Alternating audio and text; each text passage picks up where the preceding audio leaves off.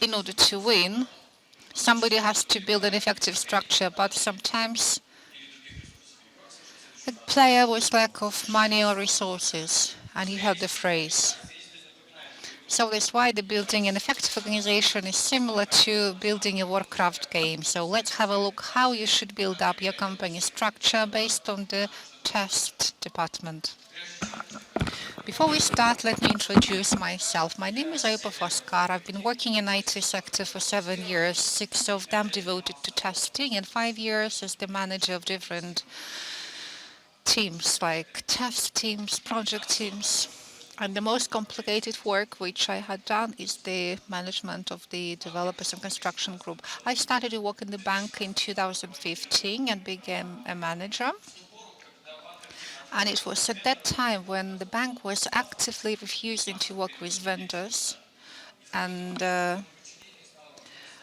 instead of 0 person in my supervision, I had around 100. So that was the challenge that I had accepted.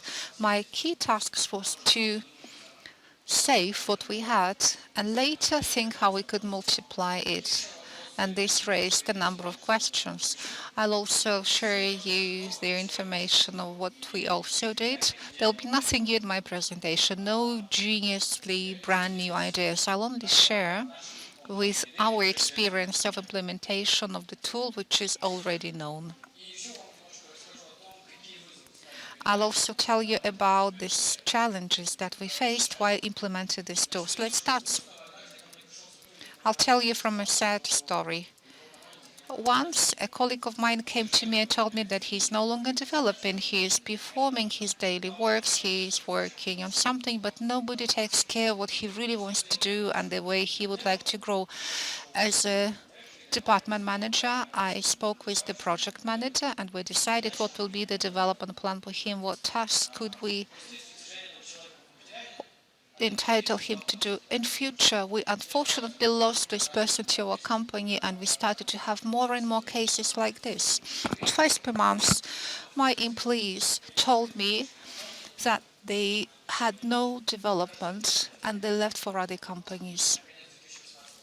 Eventually, at the end of 2018, the level of human loss was around 26% for my department. And we risk that in a couple of next years we will lose half of our team's expertise and we will require more time for training and selecting new personnel. I come from Omsk, and Omsk, it's not the city where people would like to move in. It's not Moscow, not St. Petersburg, not Minsk. It's a city which people would like to leave. If you Google Omsk news, you will discover many interesting things. We were even on the evening comedy show on their biggest Russian TV. A problem was that all appeared spontaneously. We didn't have the personal development plan. We didn't have a personal retention plan. I also had my personal sorrow. My working day started to look like this. Every day, my employees came to me with the request to approve something, either buying them a lamp on their work desk or a leave or doing something, and then the HR manager came to me and requested me to support with making the annual leave schedule for the next year, and I was completely overloaded with work. Well, we could envisage of having such problems, and then we stated what the problem was. The problem was that we had to keep all employees in focus. That's why we decided that it would be great if we have smaller groups of people united by a certain idea, and these people should be disseminated via different teams. That's why we decided to implement a solution that had been already used by our partner and colleagues before, and decided to use the option of Spotify and Teams. Our management organization was very simple. It was a hierarchical. There was one manager and employees. Spotify idea proposes the matrix management structure.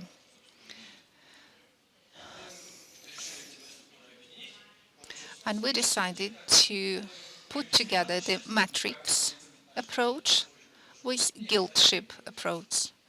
still remaining the hierarchical approach. The interesting thing is that each of the guild ship had a person who was responsible for this guild, who was responsible for personal development. And by guilds, we actually mean communities. Those who develop their guilds are called community leaders. So I hope now you have an idea what the structure we decided to apply. Then we had to understand how we split people into groups, what will be the ideas that bring people together. For our development teams, everything was pretty clear. They have various programming languages. That's why we group them based on the language, like a Java team, Net, C++, T-Mobile, etc. Analytical teams had the following split. All products in our bank are split into business domains. Products and services often have similar functionalities. And we decided that team personnel within one community could share their expertise. That's why we split them into front office and online banking team services, business process management team, etc. For the third group, we were thinking maybe we could do the split based on the business domain, but however we knew that even within one domain, testing teams use different business technologies and use different languages. So we took business domains as the basis for further split and grouped the people based on the technologies applied. Thus, we got online banking, team services, front office, etc. So, after we split our personnel into teams, we had to understand who community lead is. What are expectations from a person who is acting as a community lead, and what does a community lead have to do? Community lead should be an expert in his field and have enough experience to answer almost each of the questions when asked how to perform a certain task more effectively.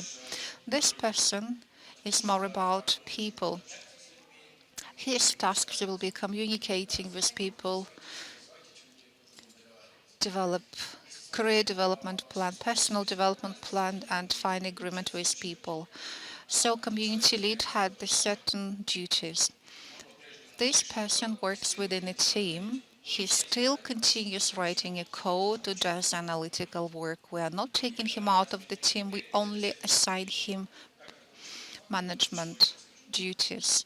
And the time split amounted to 70 to 30%. I'll tell you later how we achieved this. So this person should have leadership qualities. He should be engaged in the community development.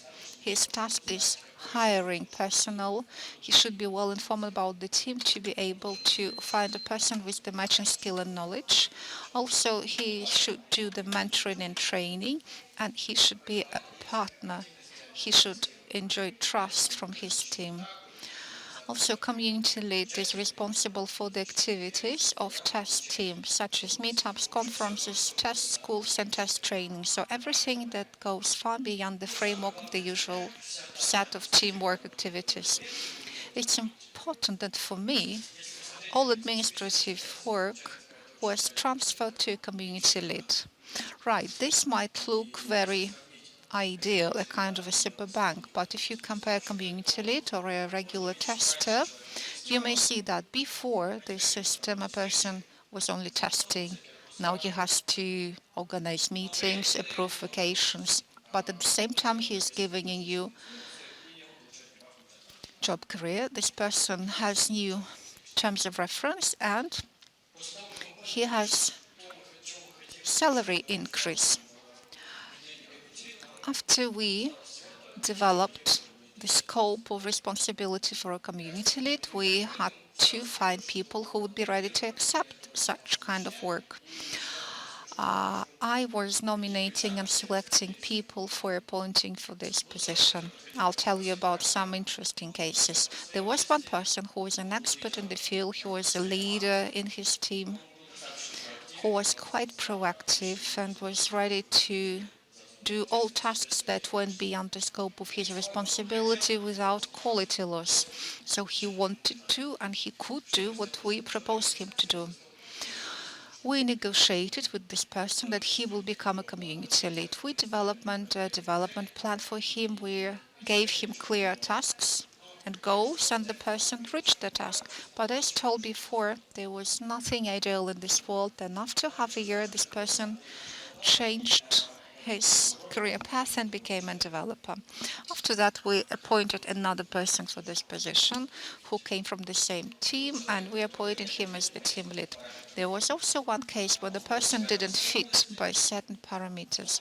He was an expert in the field. He wanted to be a community lead, but he was not able to, only because all his communication skills with the team were at the level, hello, goodbye. And we thought that it's all about people. This is not a real quality, but we still negotiated with this person, and I told him what we expect from a community lead, what kind of actions I expect from the person who will act as a community lead.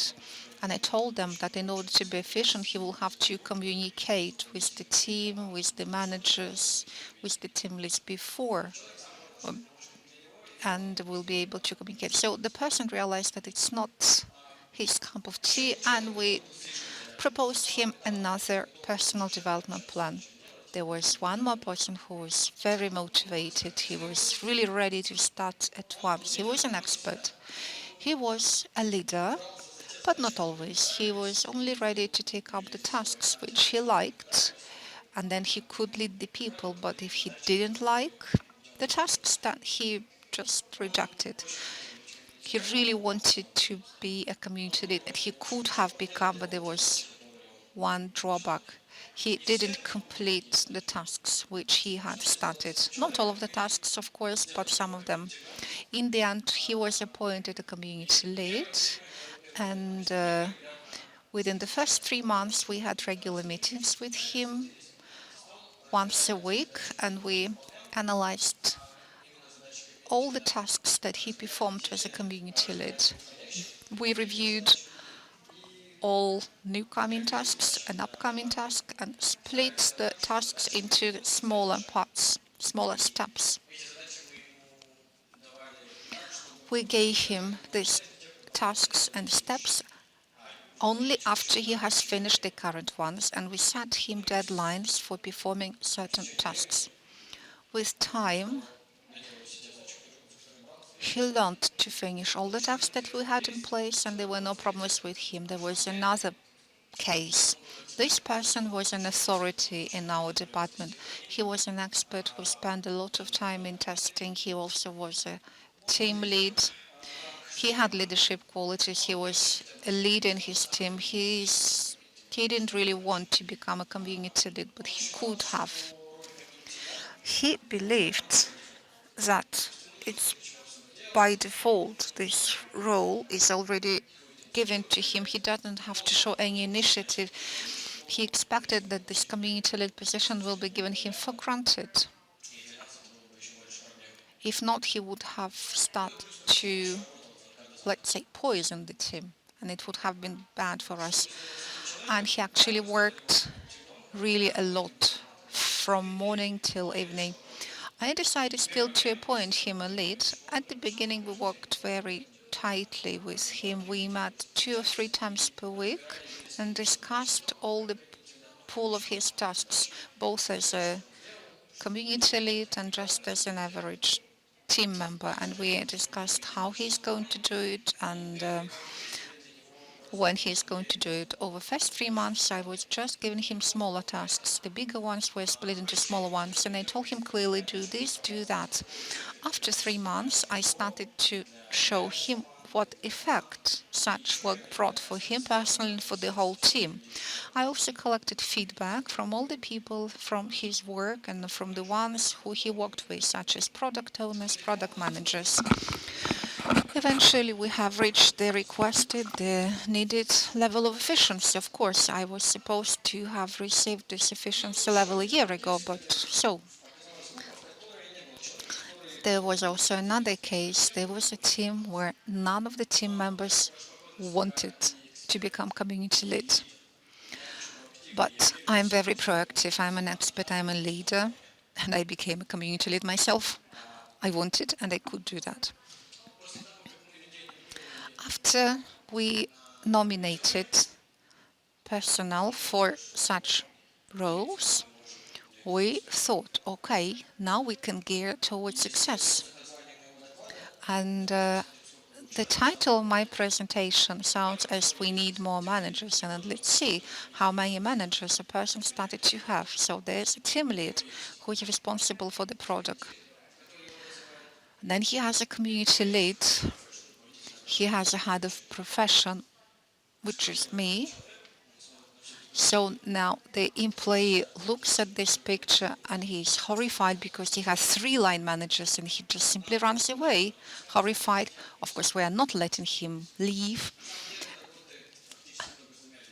In fact, this person works only with 2 persons, which is the product owner and community lead. In my department, we had the following situation. We had 5 community leads, each of them having a team under their supervision. For instance, we had Java developers, we had testing groups. Each of the community member was in parallel a member of the product group.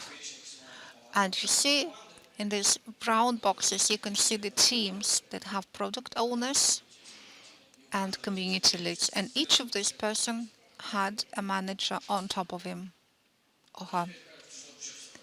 Now the picture seems ideal. We hired personnel, we appointed personnel, we know what the organizational structure will be. We are now ready for the future, but something went wrong in our ideal world. Well, what's wrong? People started to ask questions. And the questions were like this. Who is responsible for what? Why do I have so many managers? How could you help me as a community lead? What is your specific support? When we were drafting such approach, we assumed that we might have such questions and we were prepared. Jointly with our HR department, we held regular meetups and internal conferences and workshops where we informed the teams what the community lead is, who is the tech lead is, which questions should be addressed to each of them. And somewhere around after 1.5 months, the employees stopped asking questions. Now they're with the highest likelihood come and ask the question to the right person. The second questions took us more time to resolve because it was about trust. Community leads started to hold regular meetings with their teams, such as one-to-one or group meetings. And step by step, after 2 months, people started to trust them. We started to have an impact from these meetings. People brought their problems to community leads, and community leads really solved their problems. Thus, trust was built. First results were visible from the very beginning. Administrative work started to be processed faster. It took me 5 minutes to process all the administrative requests because sometimes for me to approve a permit or approve access to something, I had to go to the team to double check. Is such permit really needed?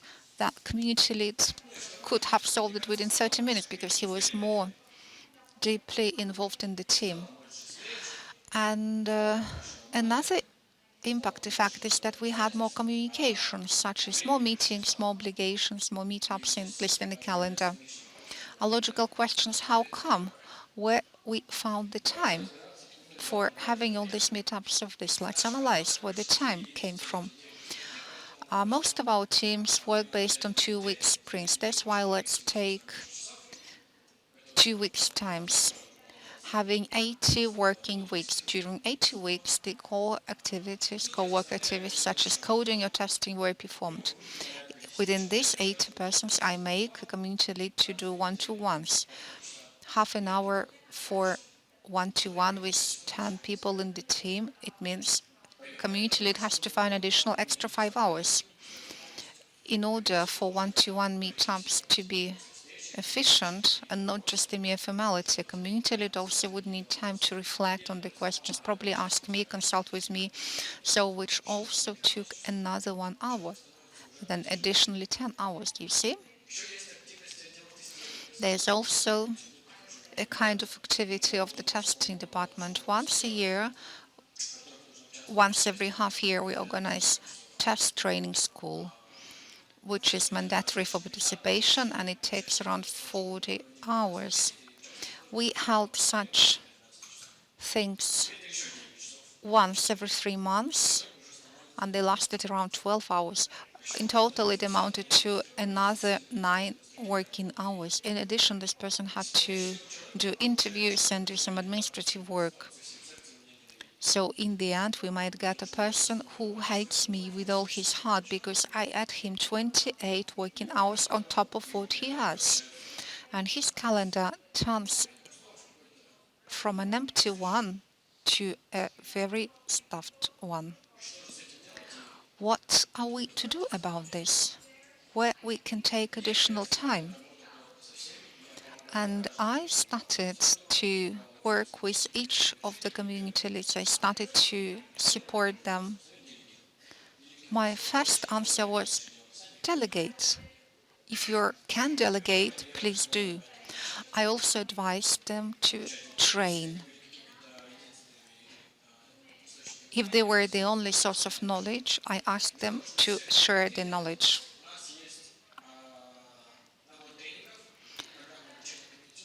We also have a training for community leads, which lasts 2 or 6 months, and it consists of 3 live trainings and distant trainings. And I strongly advise people to trust in people, not to double check after them what they had done. It is true that within first 2 months, people stayed and did overtime. They worked more than 80 hours per 2 weeks. But after 3 or 4 months, they started to work in their standard daily modern schedule. They didn't stay overtime and they worked somewhere standard 40 hours per week. I've been telling you a lot about the problems and how we were trying to solve, and I think you've already forgotten who I am and what my role was. So let's see. I managed to build their human potential development platform. We formalized the roles for community leads. So those who wanted to become leaders were given their personal development plan and were given the possibility to develop the way they wanted.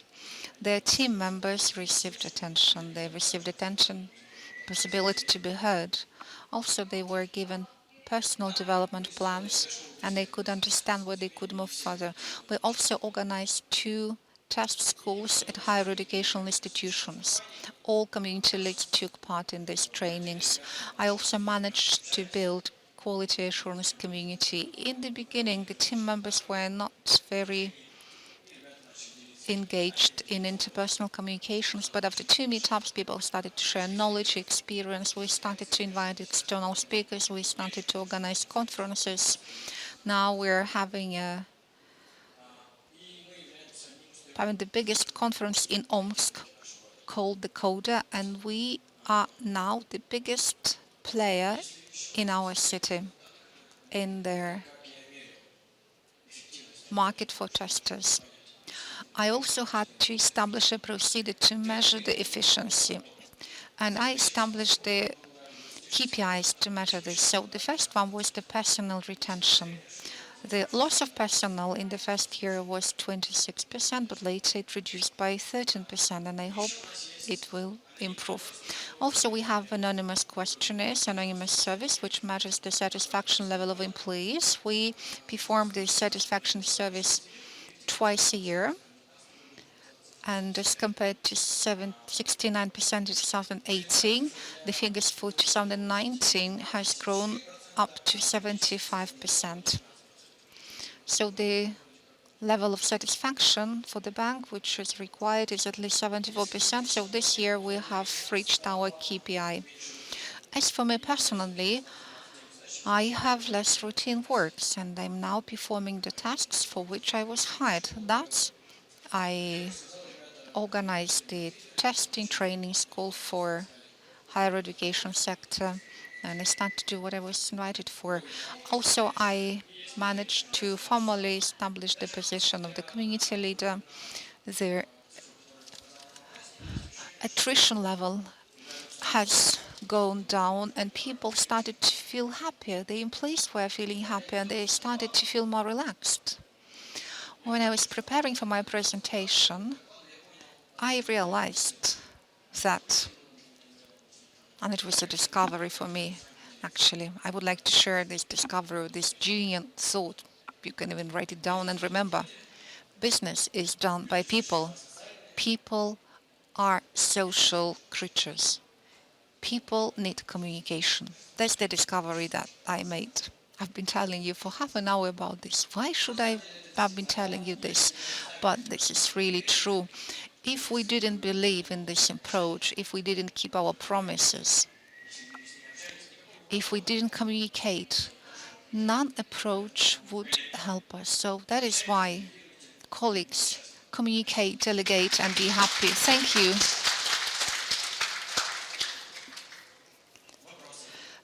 Do you have any questions? Oh, that's our former employee, probably there.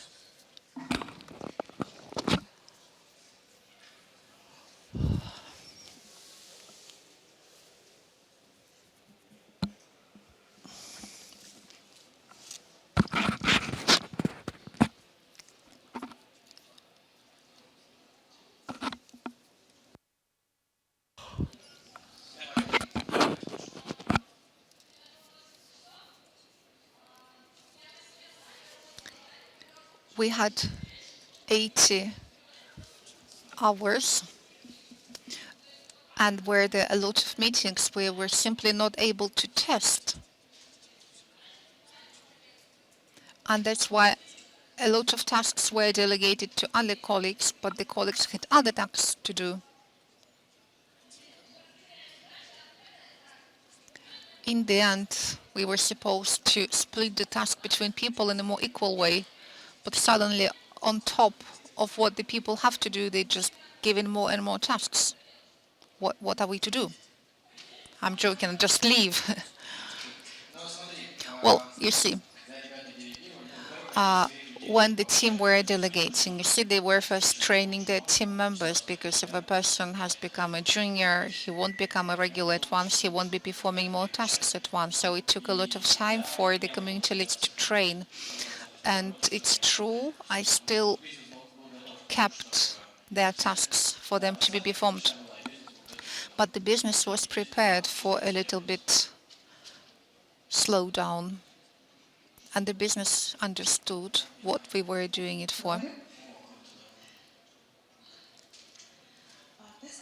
You told us that when you were deciding who can become a community lead, you had meetings with each of them. You were preparing and you were proposing a personal development plan for each of them. But would you have a system how to assess community lead's performance, meaning how well he performs? Did you collect feedback from the testers about how a community lead really helped them? In my work, we had unit leads, and sometimes I shared my problems with the team lead, and he promised to solve the problems, to take measures, but nothing was solved in the end. And later, I learned that there were no further actions taken.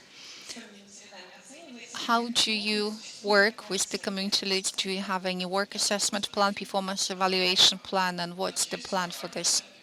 Well, you see, we have some formal assessment policy. We have a system, we call it performance management system, and the targets for their community leader are written down.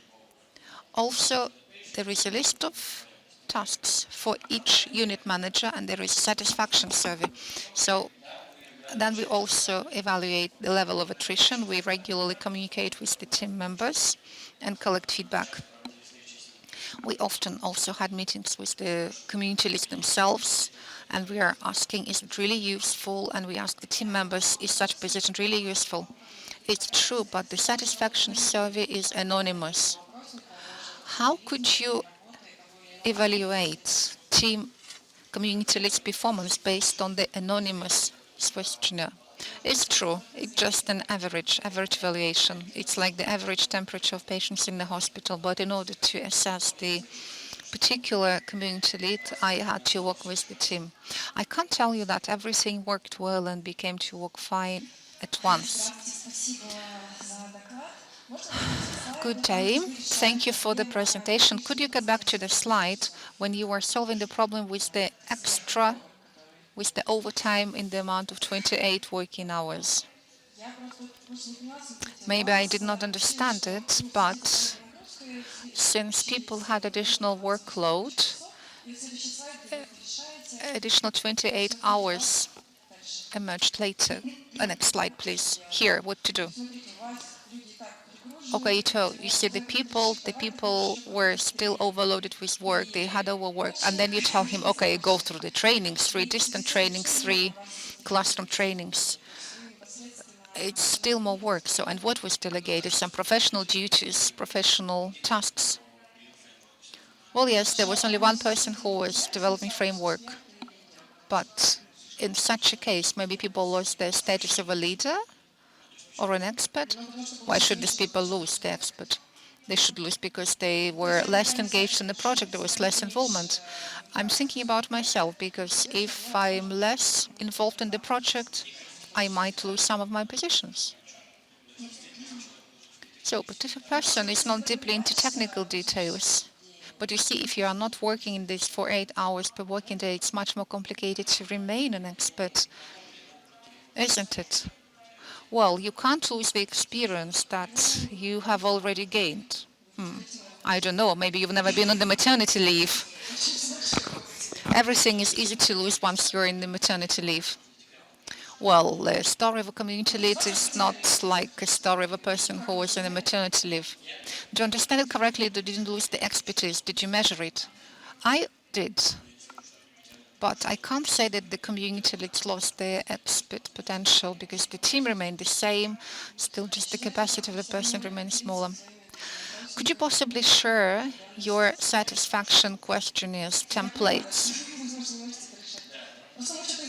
Because we are also measuring certain things in our company. People seem to be happy, but then they resign. Well, I'll check with my management if I could share their survey, satisfaction service templates.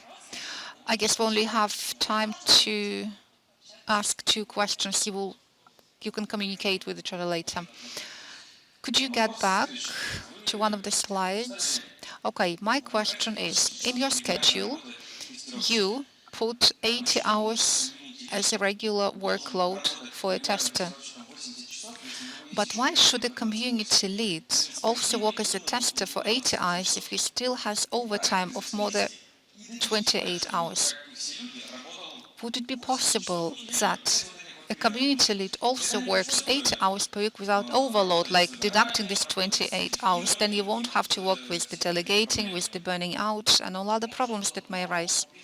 It could have been done, but business was not ready to follow this path because community leads were experts in their fields, and business understood that if it had lost these people for the whole period of time, there would be a decline in business model. That's why those people had to support their available existing work level. Do I understand it correctly that this was the situation which only took place in the beginning and later there were no overtime and you just continued? Yes, that's true. Hi, thank you for your presentation and your report. That was interesting. You had a clause explaining about cooperation with higher educational institutions and how did you manage it? What profit did you get from them? So how many testers returned from universities to your team? Maybe universities had questions. Well, it's not really about my presentation. I'll come to you to talk later, and I'll tell you more because 2 minutes won't be enough to explain you. Thank you for the presentation. I have a very brief question regarding the previous slides. No, it's not this one. Yeah, this one. 5 plus 10 plus 9 plus 2, so it totals to 26, not to 29. Great, a nice tester. And what's the reference? Why 80 is the same as 28? Well, I was only to provide some visibility. So, okay, I am a mathematician by background. Thank you. So, you are cool. You are super cool.